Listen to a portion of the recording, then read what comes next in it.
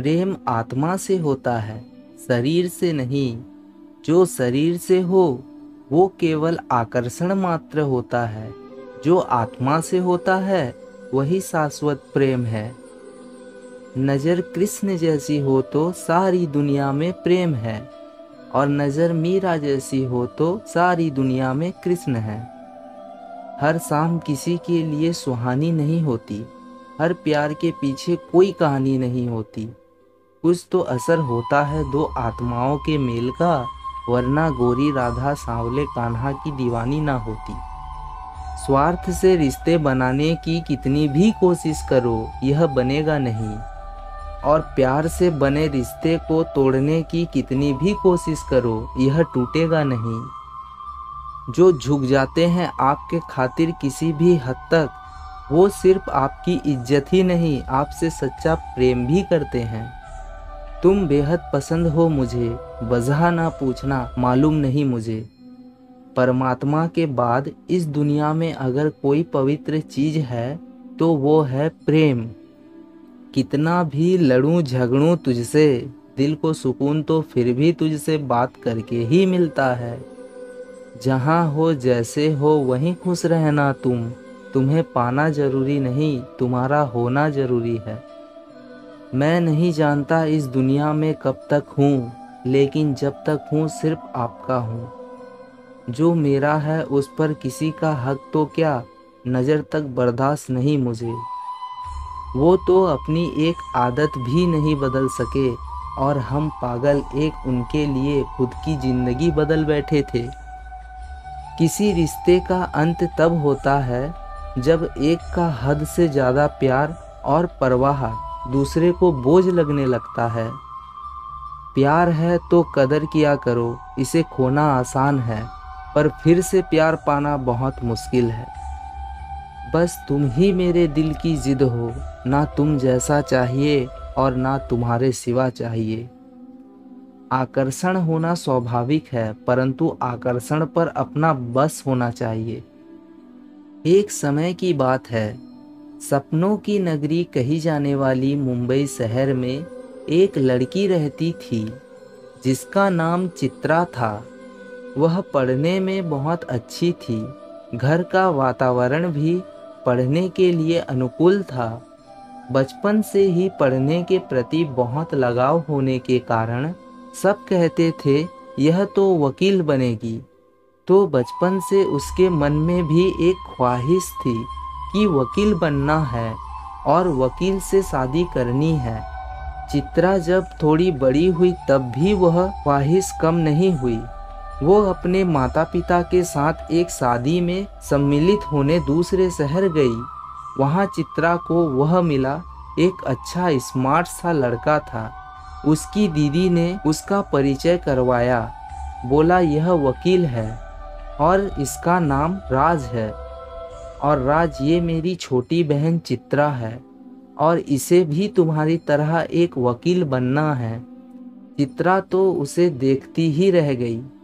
उसका दिल जोर जोर से धड़कने लगा, और उस सपनों की नगरी से आई हुई राजकुमारी को भी ऐसा लगा जैसे उसका सपनों का राजकुमार यही है।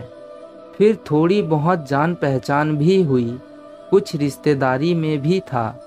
उसके हाव भाव से ऐसा लग रहा था कि वह उसको पसंद करता है, और वह लड़की तो उसको मन ही मन प्यार करने लग गई। अब उठते बैठते सोते जागते सपने भी उसी के देखती। उसको ऐसा लगता अभी तो मेरी पढ़ाई के थोड़े साल बाकी हैं, यह लड़का भी मेरे को प्यार करता ही है। ऐसा लगता है बहुत जल्द हमारी शादी हो ही जाएगी।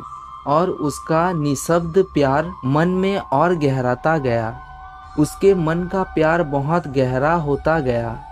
दिन रात चित्रा कोर्ट में जाने के और वकालत की पढ़ाई करके वकील बन के उसके साथ अपनी जिंदगी बिताने के सपने देखने लगी।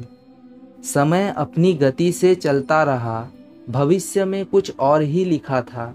जोड़ियां तो ऊपर से बनकर आती हैं। चलते चलते एक ही बार तो जिंदगी में मिले थे, राहें अलग हो गई। अब उसका कोई समाचार नहीं, कुछ नहीं। इधर माँ बाप का भी चित्रा के ऊपर दबाव बढ़ता जा रहा था। समय से शादी कर लो, तुम वकील से शादी करना चाहती हो, हम वकील ही ढूंढ के देते हैं। और उसकी वकील के साथ शादी हो जाती है। चित्रा अपनी दुनिया में मस्त हो गई। उसका पति भी बहुत ही अच्छा प्यार करने वाला, समझदार और होशियार था, मगर अभी भी वह दिल के एक छोटे से कोने में अपने पहले प्यार को छुपाए बैठी थी। उसको मन में ऐसा लग रहा था, एक बार मैं उसको देख लूं वह कैसा है। अब तो बहुत मशहूर वकील बन गया है। ऐसे ही वे लोग एक दिन मार्केट गए हुए थे। वहां चित्रा का सामना राज से हुआ।